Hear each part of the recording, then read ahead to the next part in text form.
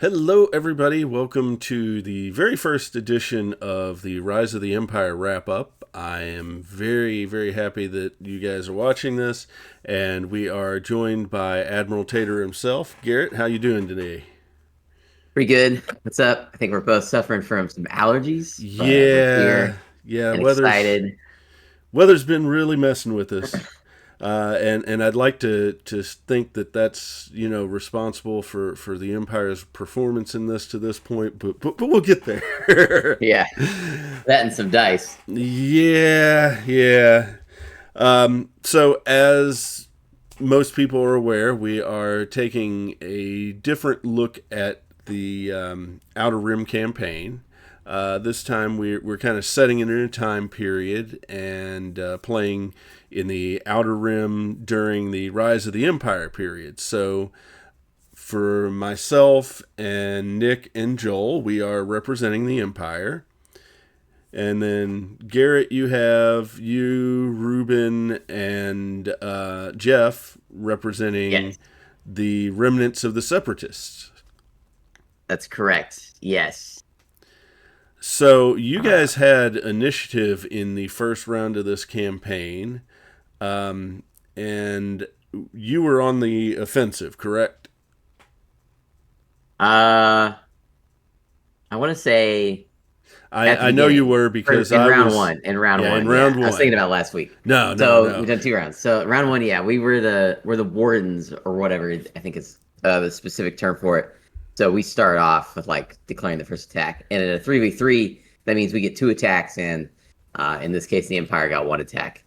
Uh, so I'm trying to remember which one we declared first. I don't remember anymore. I think it was potentially Felucia that we said we were going to first, and then that was Jeff and That was you, myself, right? yes. Yeah, yeah. And what happened there? Are we going through each battle right now like that? Yeah, Is we that how can you we want to can do do that? that. Okay. So first off, let's go ahead and talk about what we had there. So for myself, I am running a Venator 2 with LTTs. I've got an Architon's light cruiser, a Gazanti cruiser with CommsNet, and a couple of TIE fighters in there. Whereas Jeff was running a munificent comms frigate with LTTs, a Providence class carrier with thermal shields, which I absolutely hate, and and double vulture droids. So as far as what went down in the battle, well, not a lot to be perfectly honest. We kind of traded fire at range, and as we got in close, I had misplaced, and so in order to keep the Architons in a position where it could endanger the Providence, I had to throw my Gazanti right in front of it as a sacrificial lamb, and Yeah. yeah, the Gazanti just got blown out of the sky as we figured would happen, and then my dice just completely went cold. I actually on my Venator shot blanked out. Oh my gosh. Yeah. Yeah, I remember that happening. I I've got bad news about the second round Well, about dice. we'll get to that in the next episode. Yeah, we you may be figuring this out now. We actually started recording these shows after the second round has already taken place, so we'll be doing these at the end of every week after this one. So, but yeah, the battle at Felucia was a very very tight loss, but it was a loss nonetheless. So after that, you guys were on the defensive. Yeah, and you guys hit my Guido, right? And Yes. I think Yeah, that Ruben's was fleet got dispatched from Solus and engaged Nick at Megiddo, and that was a bloody battle. Um, yeah. So what Nick was running there, He has an Imperial 1-star destroyer. You might wonder why he doesn't have an Imperial 2. Well, because of the time period, Imperial 2s are not in this version of the campaign. But he is running it as a carrier. He's got flight coordinators on there. He is running Gazanti with Bomber Command Center. And then he's got 4 TIE fighters and 2 TIE bombers. So as far as I know, Nick is actually the only person that is running an actual carrier group here. On the other hand, Ruben is running a Recusant support with a hard cell battle refit and a hard cell transport. At this point, he had CommsNet on the hard cell transport, and he is running a couple of Vulture droids. So, again, you're seeing a theme of fairly light fighters with most of our fleets, except for Nick's. Yeah. We went also heavy ship on all our fleets. Mostly because like we're not getting aces as a CIS basically.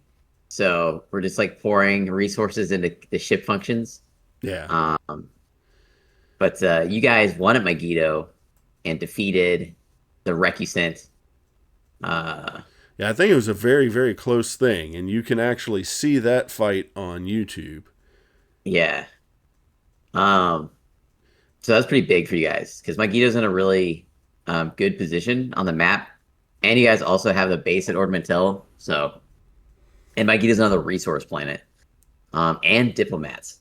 So, and diplomats are really useful in our campaign with how they can function with abilities like deny presence gain after a battle if they lose, which is pretty big for like stopping too big of a steamroll. And then our third battle was at Mandalore, which was I defended against Joel. So it must have been you guys had 2 attacks. Yeah, I guess. Yeah. We might have got that flipped. Yeah, we had that flipped, I guess.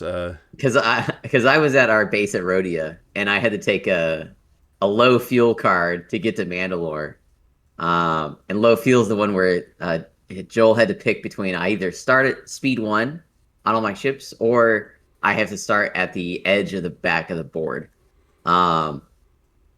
Which is okay. I have a Magnificent and 2 hard cells and then 2 vultures. So I was like, all right, well, I'm not going anywhere too fast anyway. So I think he started me at the back of the board on that one.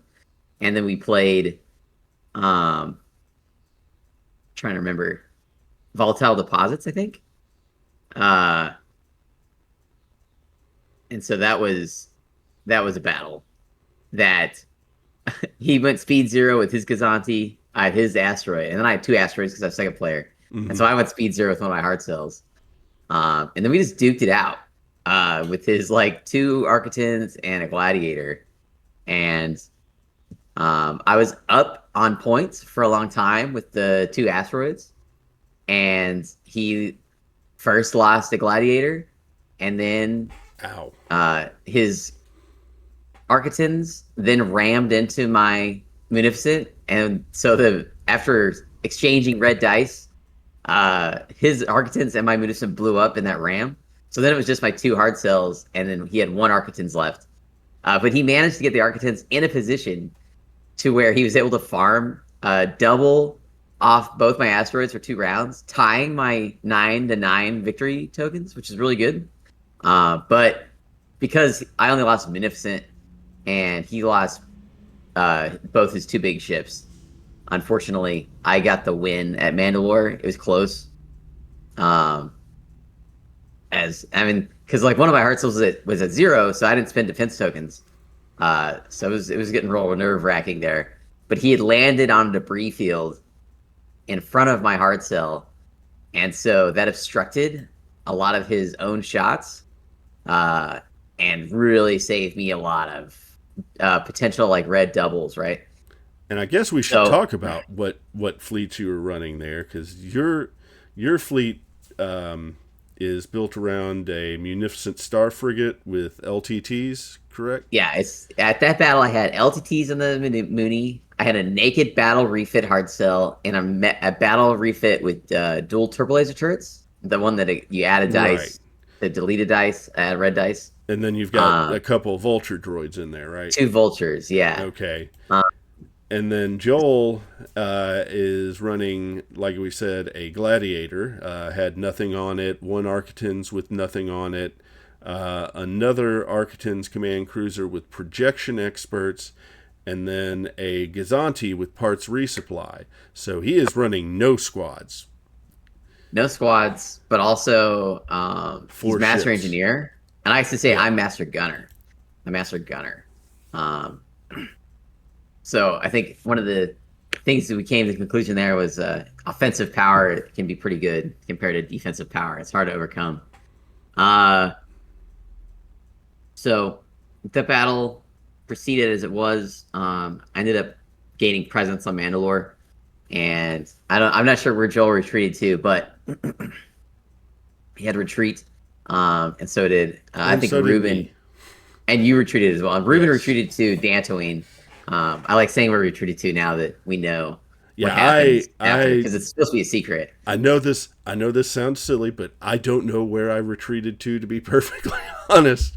But one thing that we didn't mention is that I am running Ready Defender, so I have a little bit of an easier time getting to some of the planets to be able to